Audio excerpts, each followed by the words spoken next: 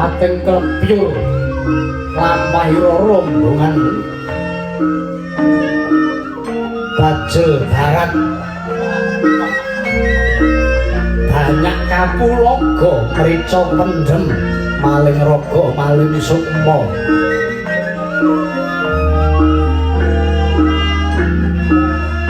kluwak kongas batak ngantun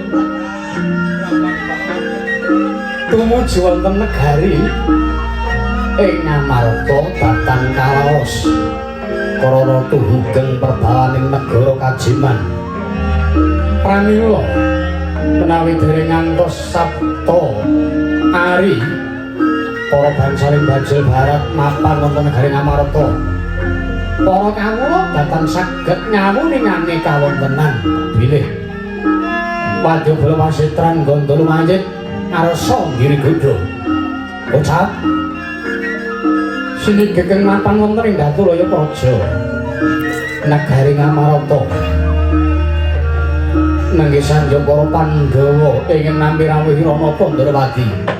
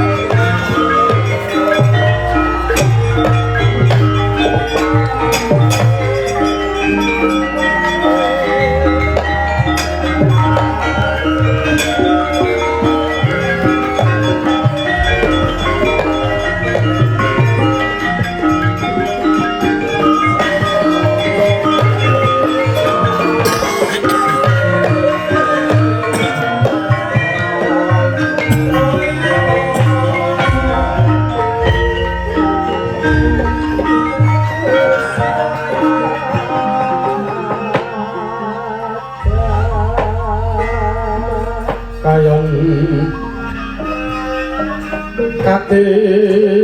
yo pengangin sumya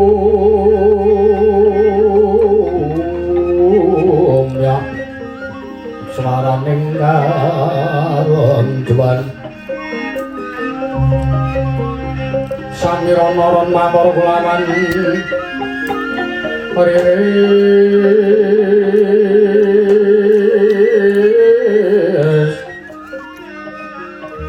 lumangkan daning bos kita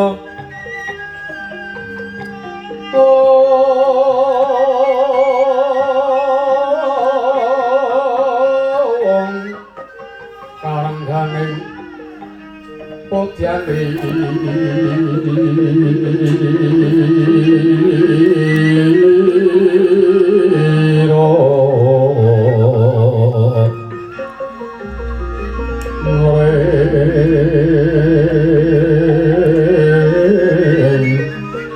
Kanikoro sagetor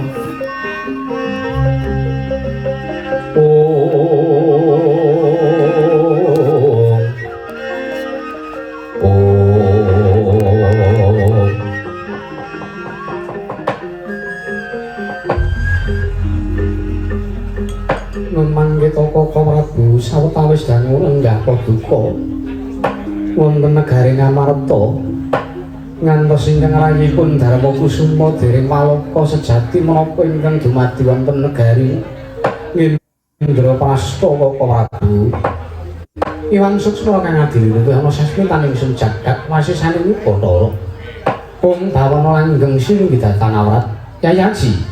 kula wonten maring ngadawu sinau sapa duka dereng maring dawuh ngersanipun Ngraka Ndwaraka kula sampun mawas bilih sak mangke negari Ngamarta nampi pacobaning Jawa awujud pagebluk tartentu pratanipun ingkang Raka Indrawati namung badhe pun suwuni Pun pamrayogi menggah kados pundi mulai negari Ngamarta saged wal saking bebenduning Jawata menika mesti kemawon mekaten Kaka Prabu lajeng sak mangke kedah kados pundi lampah tuwin syarat serana menapa ing kedah katempuh dening Repaduka pun para Pandhawa ya Kresna kakang warga dawuh aku kudu nglakoni apa Pandhawa kudu tapa 100 taun lawase supaya negara Ngamarta bisa tentrem apa kudu numbalake sawijining perkara ingkang dadake Gurudawara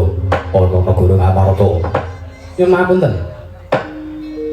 Gandeng Paduka sampun paring dawuh kula kedah atur asung senjata pitulung. Nampi sasmitaning dewa, nampi sasmitaning Jawata. Negari Ngamarta menika saged uwal saking Gurudawara ingkang sumandhing matunta sak mangke kanugrahaning Jawata ingkang aran Wahyu katentreman wujud manik imandaya tlutuh Kumalasari saged karengkoh tuwin pun tampi pun gayuh lan pun regem dening kadang-kadang kula pun para Pandhawa yayi Panjabala para Pandhawa nyagumulung manggung siring marasata Kurawa kambe ongge sira kapite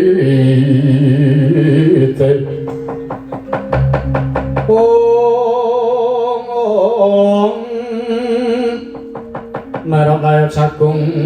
praratu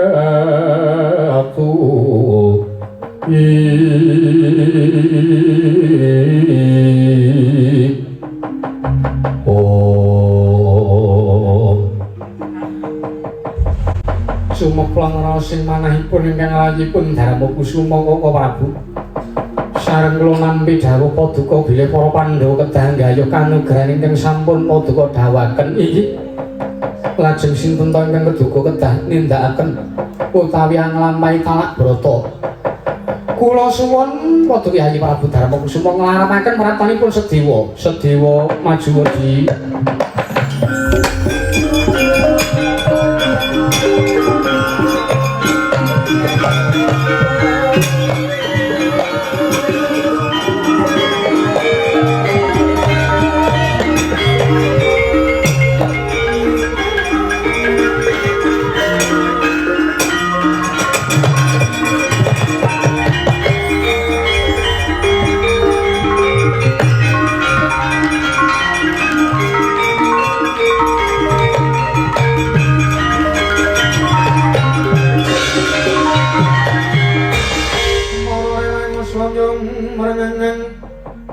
kati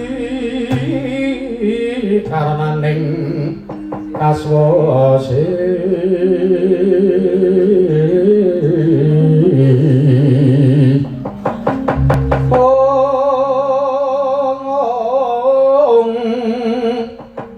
yaning maraga memalaku kumiring sang Gandawastra mojo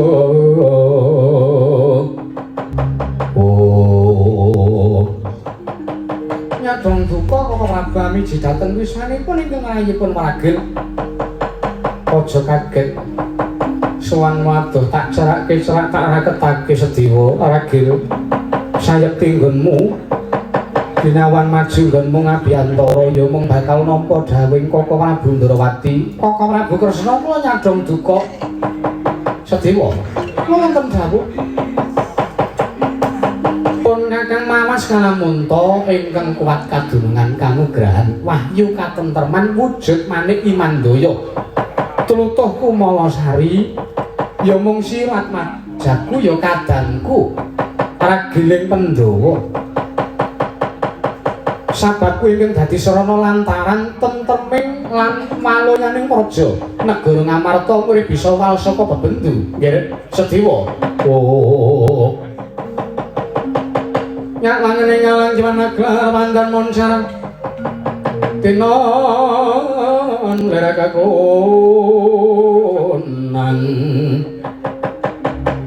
suram sorote tan madang kasoran pajaring purnaming gegono purnaming gegono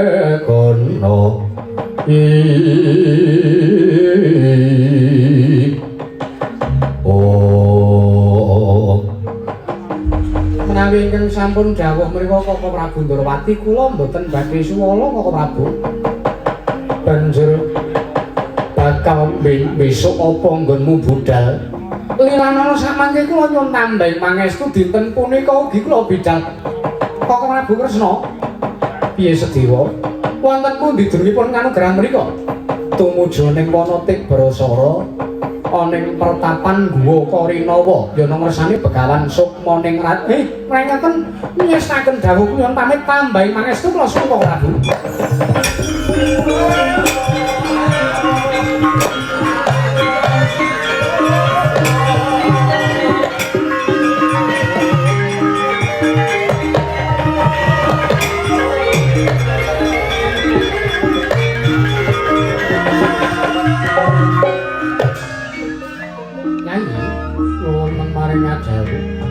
Ripa duka iki kadang kula pun ragil